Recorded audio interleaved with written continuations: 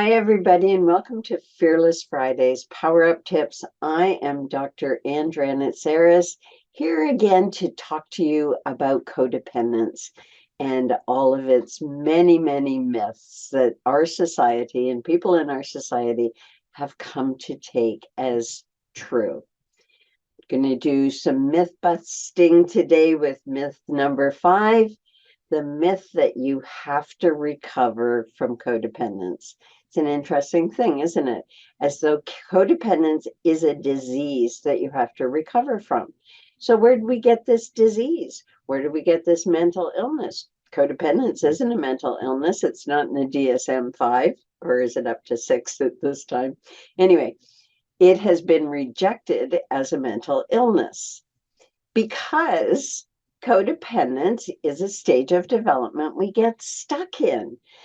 And as a result of getting stuck in this stage of development, we go along our normal trajectory growing up and getting older, but our psychological development is still back where we got stuck, sometimes as early as 3 months old, where, we cried out and our mother was, or other caretakers, inattentive to our needs.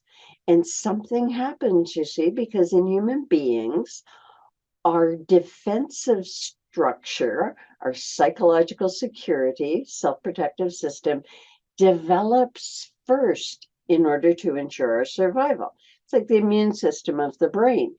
It has to be there in order to ward off anything that may be too distressing to our psychology as we develop.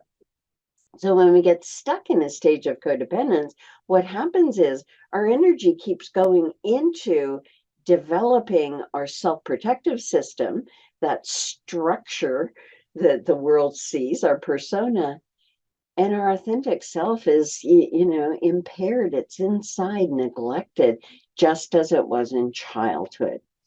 So you can see how, as an adult, we might mistake that persona for who we actually are, and it's not.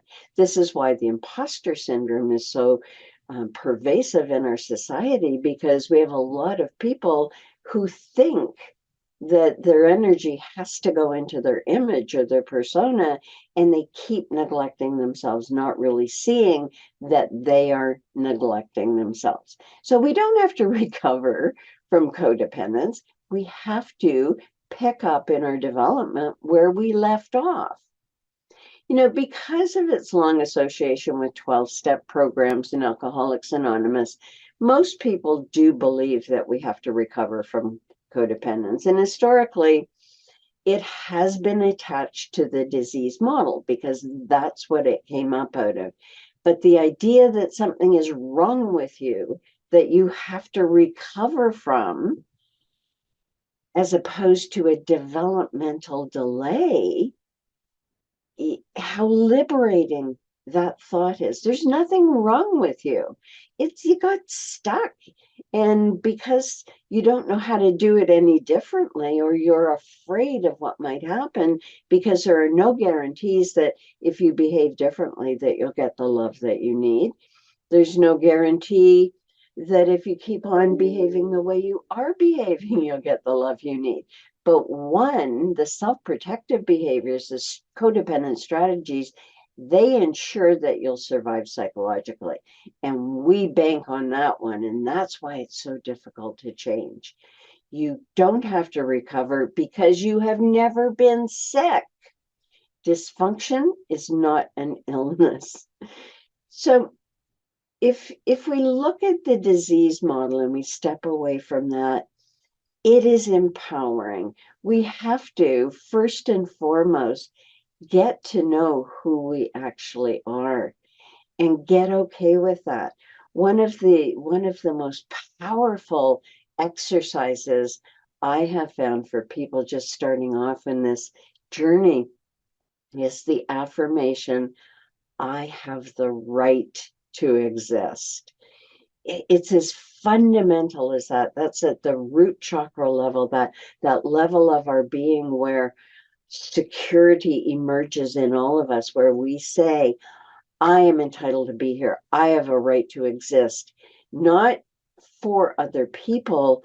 I have a right to exist, be on my own path, drive my own agenda, and live purposefully, exalting what I have to offer to the world instead of hiding my gifts and being afraid of being found out. So that is our first step. That is, sounds simple, but this takes a lot of work, because every time we step out of our comfort zone, that comfortable, oh, I'll just take care of them and they might see what a nice person I am and love me, or I have to be in control of everyone so that I can manage my anxiety, and I have to dominate all of my experience and not really let anyone be close to me. Whatever strategy you happen to use as a codependent, the first thing to affirm is your right for your authentic self to exist. And then from there, we'll do some other strategies of, that you are lovable just the way you are.